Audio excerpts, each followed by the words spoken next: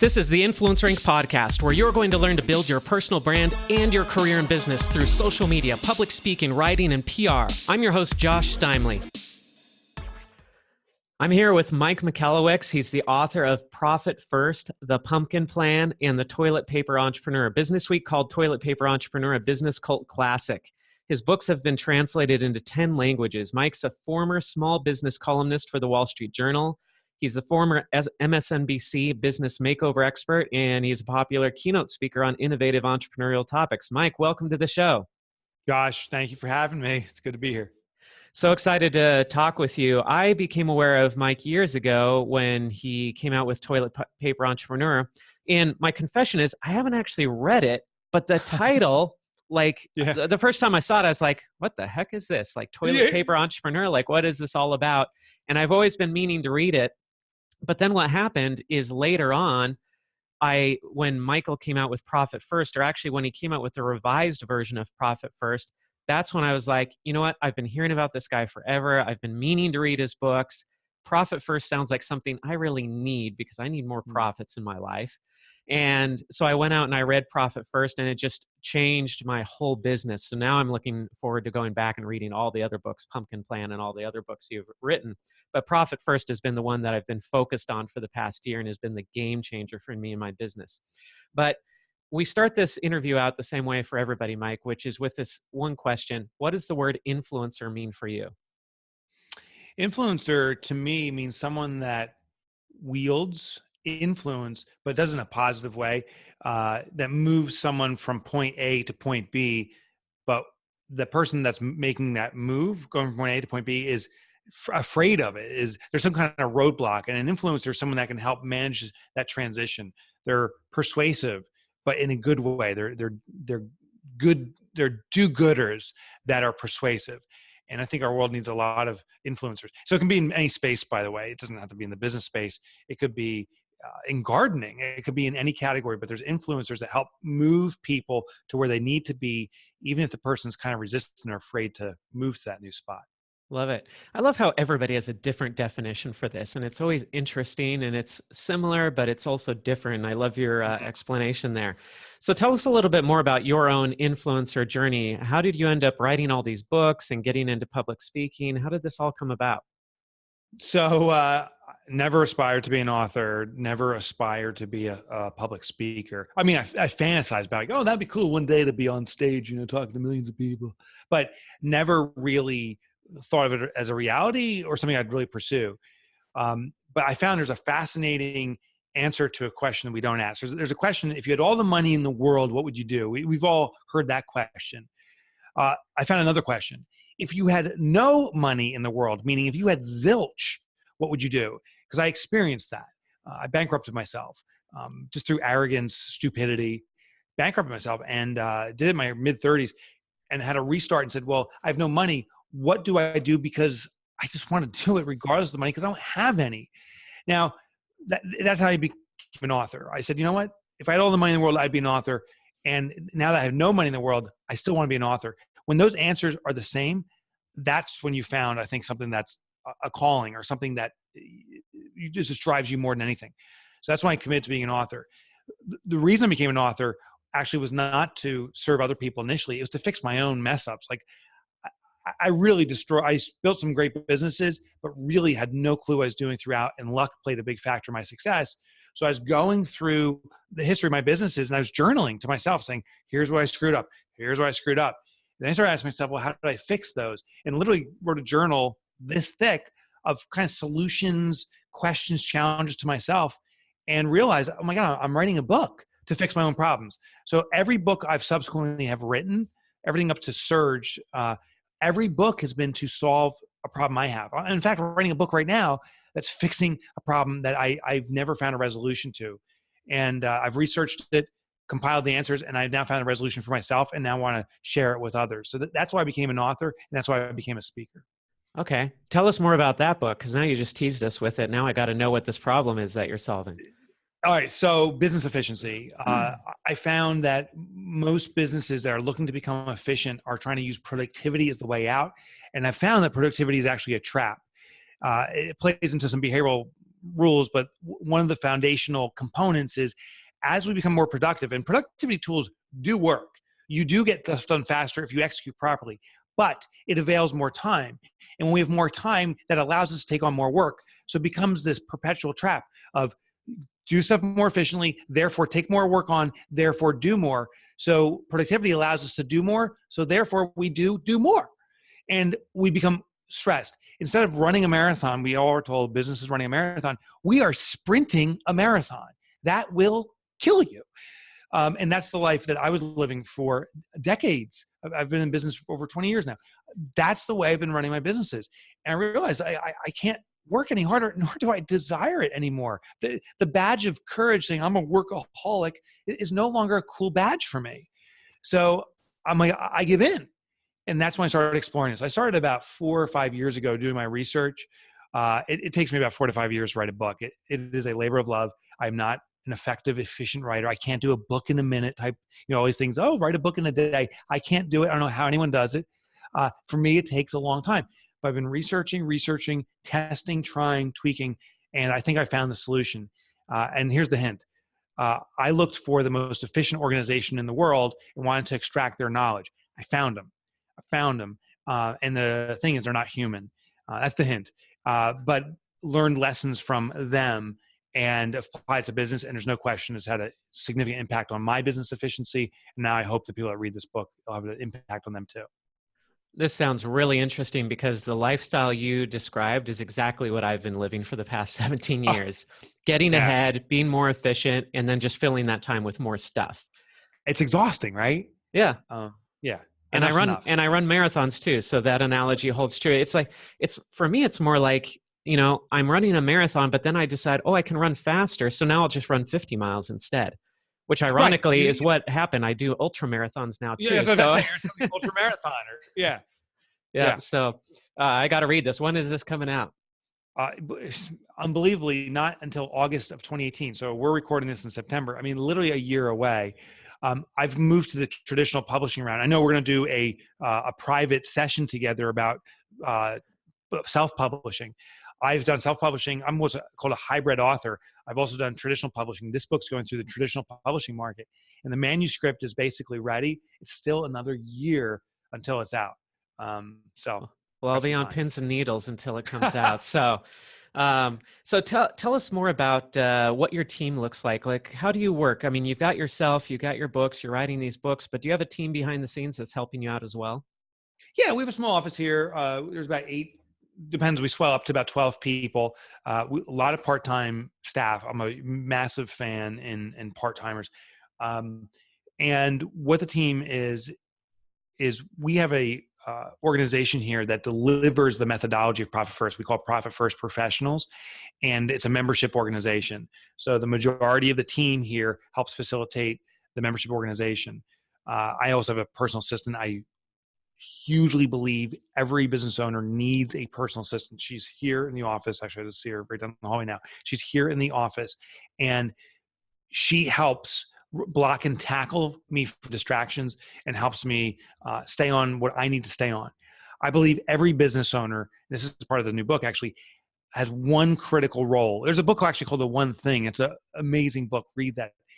We all have that one thing, and we need our colleagues actually to block and tackle for us, because as entrepreneurs, it's so easy to say, yeah, I have the one thing, but I can also do 100 other things, and we start jumping around. So their job is to say, no, Mike, no, do your one thing. And my one thing is, I call it messaging. What we're doing right now, going on the stage, writing books, getting the message out. That's my job. The second I'm doing something different, I'm actually hurting the business because I'm not doing the stuff that moves us forward. Great advice right there. So worst moment as an influencer during your career speaking and such, you must have had a moment that was where things didn't quite go according to plan. And tell us about one of those worst moments that taught you a lesson or educated you. Well, I have an embarrassing moment. So I was on stage, I don't know, delivering my 50th speech on this one topic. By the way, I found one of the things when I do a lot of public speaking is I have 3 core speeches. Each of them I've delivered now hundreds of times. One is the most popular, and I've probably delivered that maybe 1,000 times over the last 10 years. But we are basically performers. We aren't delivering a speech. We're delivering a performance. We need to engage the audience. So it's a very animated thing. I don't use PowerPoints. It's just this highly animated thing. Well, 50 speeches into it, I'm like, oh, I got this thing down. I've nailed it. And I didn't rehearse. I rehearsed before every speech. Just quick, skim it over. It's a 15, 20-minute rehearsal. This one, I don't need to rehearse anymore. I know it. I just delivered a speech 2 days ago. On stage, blanked. I mean, totally blanked. Every speaker's nightmare. Yeah, the absolute nightmare. And I'm in the middle, and I'm like, oh my God, I have no idea what to talk about now. And just stood there. And I'm like, and I try to kind of improv, and it becomes this rambling, weird, all over the place. As I'm doing this, I'm like, I'm sorry, guys. I'm like, it slipped my mind what I was going to talk about. I slam my hand down. I hit my bottle of water. It spills on my legs. So this is the embarrassment. Like I peed myself. And I just sat there and looked down. Here's how I recovered. I looked down and said, when you're a speaker and forget what you're speaking about, this is what happens. And the audience laughed, got into it, and the stuff came back to me. But it was a cool 2 minutes of literally total blankness. So thank God I got out of that. And it was embarrassing. It ended up being funny. I recovered. But now the lesson to me is always rehearse. Even if I know my material, rehearse it, refresh. Great lesson there for everybody. So you talked earlier about starting from asking yourself these two questions. What would you do if you had all the money in the world, and what would you do if you had no money in the world? So if you were back at square one right now and you had no money, you were starting over from scratch, and all you had was a laptop and an internet connection, and you had to build your personal brand all over again, what would you do? How would you get started today, knowing what you know now? Probably with podcasting, because it's such a powerful vehicle. I've been very blessed, and it's been ridiculous amounts of hustle to get, books out there and in circulation. More people approach me and say, I love your podcast than books, than speaking against, than anything. And I've only been podcasting for about 3 years now. I've been writing books for 10. It shows me the power of podcasts. And I don't know how long podcasts are going to live. I think it has a long runway. To me, it's modern radio, and radio's been around for a long time. But what it does speak to is that people enjoy the kind of fly on the wall experience. And so my podcast, just like yours, it's a one-to-one conversation. There's people listening in, but they feel they're part of it. Podcasts are extraordinarily effective. And if I wanted to start all over again and I could only devote to one thing and all I had is a laptop, hands down, I'd have a podcast going immediately. Love that. That's so interesting. And with your background with writing and speaking, and you've got your own podcast and everything, you've figured out how to make this successful. You figured out how to play this influencer game or this thought leadership game where you've created influence and it's growing your business and it's working out for you. When you see other people getting started on this, what are some of the reasons that they fail? Why do they not make it? So this is funny. The one most common failure I see is that people just copy someone else. And at one degree, it makes sense. Like if someone else is being successful doing something, do what they do. But you can't lose your own flavor. So I see people trying to copy someone else, not just in what's working, but stylistically. Saying, well, clearly the style of so-and-so is great. Well, here's one example. I think he's a fabulous speaker. His name's John Daly, or Jack Daly. His real name's John, but it's Jack Daly. He presents on sales. He's the most high energy, most intense person I've ever seen. I had the privilege or non-privilege of doing a main stage event with him up in Canada. There was another speaker too. The other speaker tried to clone Jack's style, and it came across as flat and weird. Jack is just this intense. You look at the guy and you just look in his eyes for 2 seconds and you're like, oh my God, settle down. He doesn't even say a word. And this other guy tried to replicate that energy, and it came across just like this weird, cheesy, motivational speaker type of thing. When I saw that, I vowed never to try to clone someone else. Just play into who I am to the nth degree. I'll tell you, here's the measurement.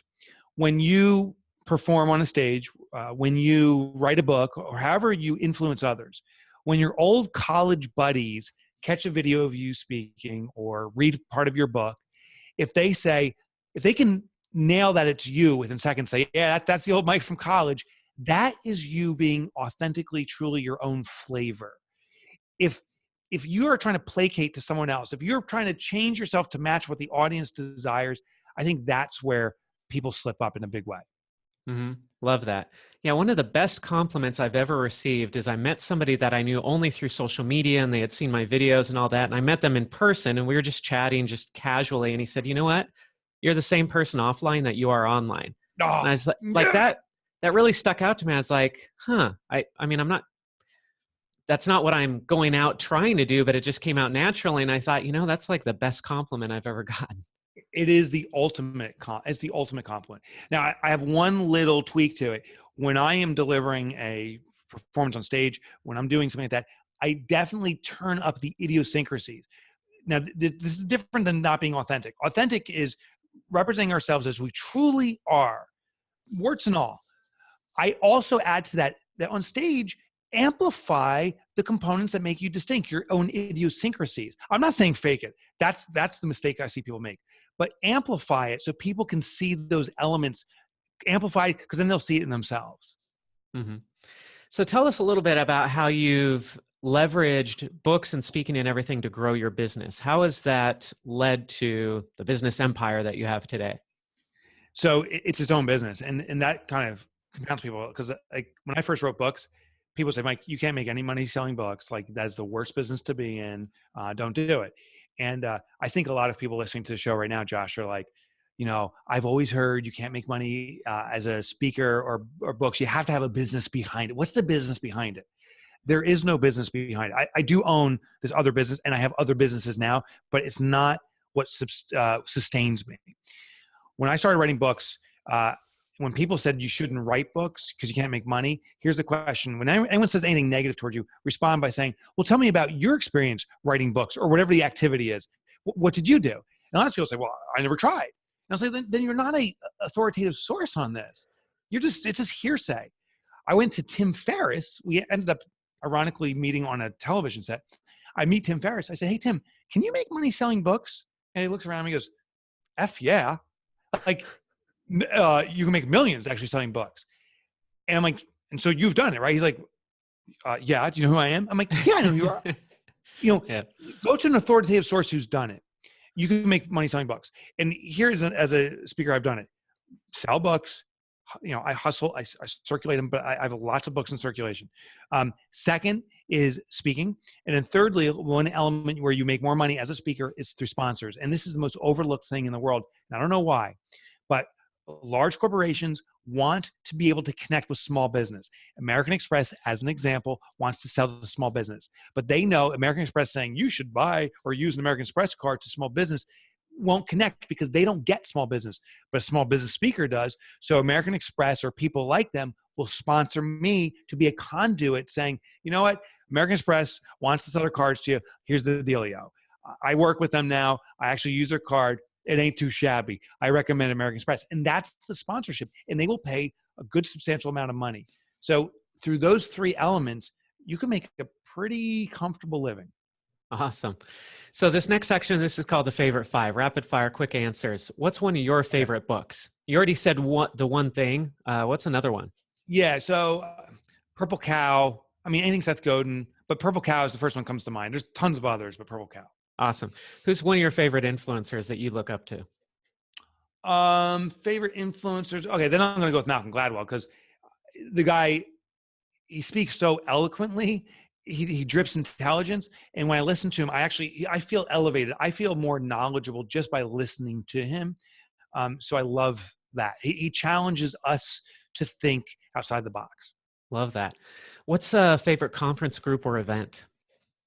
EO. I'm a member of EO. It used to be called YEO, which was Young Entrepreneurs Organization, until we started getting these things called gray hairs. You had to change the name, right? They're like, oh, let's just drop the young part. Like, we really don't need that. Now it's called EO, Entrepreneur Organization. 15,000 members. Everyone does $1 million in revenue or more. 1-800-GOT-JUNK has come out of there. The founding partner in Burt's Bees, one of the co-founding partners in Burt's Bees, member of EO. Like, you can just rattle off organization after organization, and they are available resources for us to have a dialogue with. They're all accessible. They're all peers. What's your preferred social network? Reality. So the funny thing is, like, I actually prefer now sitting down to dinner with 3 or 4 people and just listening and talking a little. Like, I prefer that over Facebook. I really, really do. Great. What's a favorite tool, hardware, software, website that you can't live without? Voxer. It's an app, and I have my 7 key people I need to talk to that are either vendors or in the office. So there's 3 people in the office I need to talk to regularly, and about 4 vendors on the outside. And Voxer, it's almost a little bit like texting, but it allows audio, pictures, but it maintains a stream. Amazing, simple, free tool. Awesome. And where's the best place for people to learn more about you and what you do? MikeMichalowicz.com. That's my website. I'll give you the 2 shortcuts. Go to Google and type in Mike, M-I-K-E, spacebar, Mick, M-I-C. It'll drop down, and this long Polish, impronounceable name is there. That's this guy. Just select that name. It brings you to my site. Other thing is, my nickname in high school was Mike Motorbike. So you can go to MikeMotorbike.com. That's an easy one to remember. It'll bring you to my site, and all my books are up there, free resources. I used to write for the Wall Street Journal. My best articles are up there too for download. Awesome. Thank you so much for being here with us as part of Influence Summit 2017 and on the podcast. Now, if you're listening to this a year or 2 in the future, I'm about to go into a deep dive with Mike. We're going to talk about self-publishing, but to get that content, you have to go to influencesummit.co.co. This is part of the Influence Summit 2017 series. So head on over to the website. You'll get this exclusive content, me and Mike talking about self-publishing and him dropping all his value bombs or pearls of wisdom or whatever you want to call them, but we're going to go deep into that topic there. But this ends the podcast segment. Thank you so much, Mike, for being with us here on the show. I'll see you, Josh. That wraps things up for today's episode. Thank you so much for listening, and join us over at influencerinc.co.